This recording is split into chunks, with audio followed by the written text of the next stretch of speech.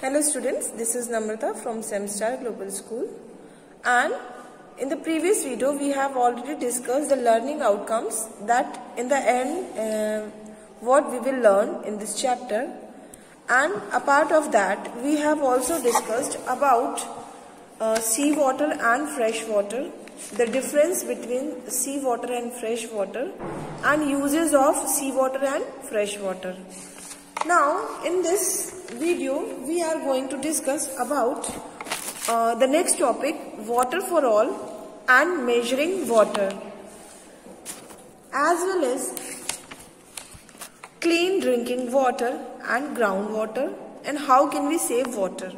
Then thereafter we will discuss some new words related to this chapter and the exercises. I hope you have understood the thing we have discussed in the previous video and you have read the book.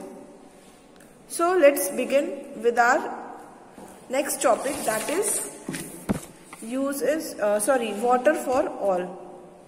A part of that we have discussed that how can we use sea water, because sea water contains a lot of salt in it and it is unfit for drinking. So there are also some uses for that. So let's begin with the next topic, that is water for all. For all. See, this is our next topic. Actually, water is very important for every living being because it helps us in every aspect. Like we drink water and it helps us in digesting food, and it removes waste products from our body. So if you want to be healthy, definitely you must drink at least 7 to 8 glasses of water daily. And it was just for the human beings. As I said, water is essential for survival of all living beings. Now if we talk about the animals, so they also need water for survival. It helps in controlling the temperature of their bodies, especially in summers. Water also provides habitat for the aquatic animals like fish, octopus, turtle and whales. And we cannot survive more than 7 days without water. At a single day you can die without water. So it is very important to have water in your daily life. And this is why it is said to save water, because it is available in very limited quantity.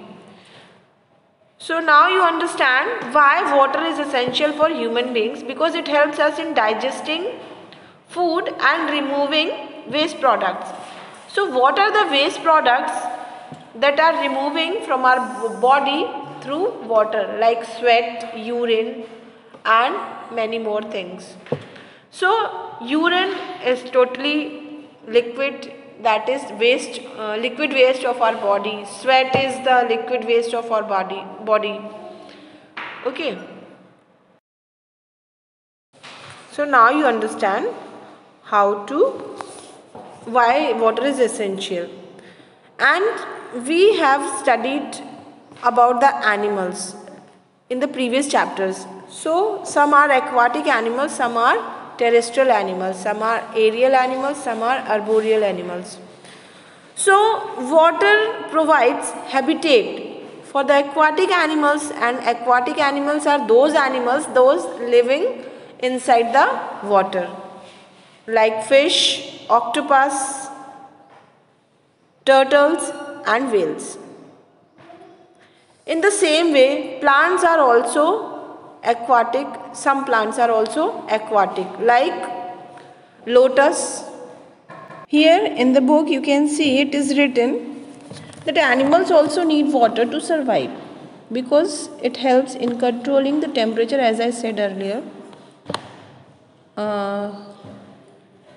the temperature of their body.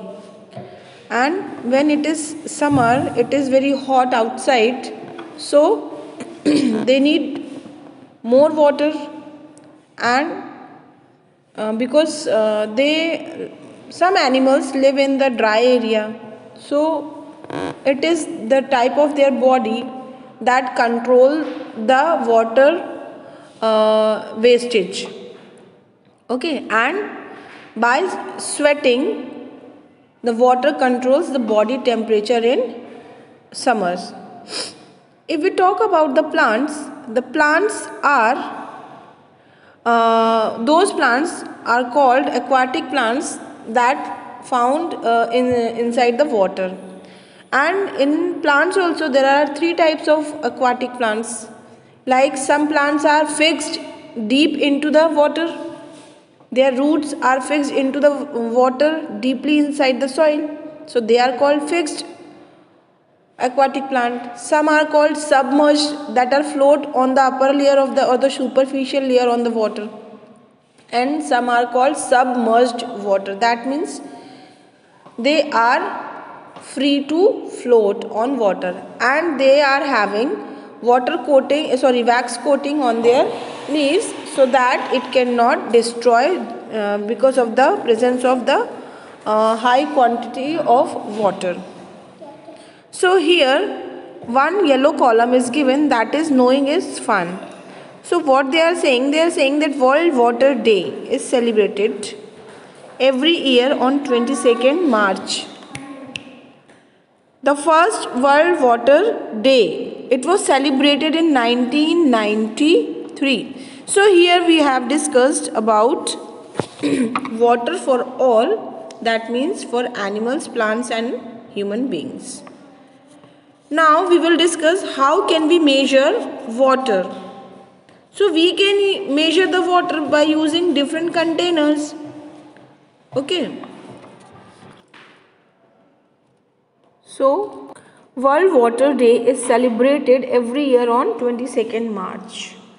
And the first World Water Day was celebrated in 1993. Now here, as you can see, there are two jars given to measure the water. That means now we are going to discuss measuring water. That means how can we measure water using different utensils or the beakers. So here there are two beakers. One is both are of 100 ml. Okay. And here, as you can see, the water level is beyond 60 ml. But the volume is different. Why? Just because of the shape of the beakers.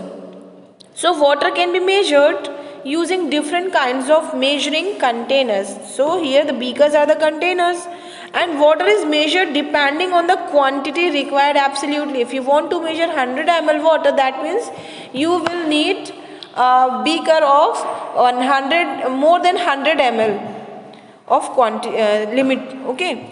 So in cooking or while doing experiments, water needs to be accurately measured. Absolutely, it is very important to measure accurately water, and this amount of space, the amount of the space that water occupies, it is called its volume. Here in this picture you can see the volume of these beakers are different. Okay, so in scientific experiments we usually use measuring beakers. When we are doing any experiment in the science lab, we are using different measuring beakers for measuring water quantity. Okay, and while we are cooking, we generally use glasses to measure the quantity of water.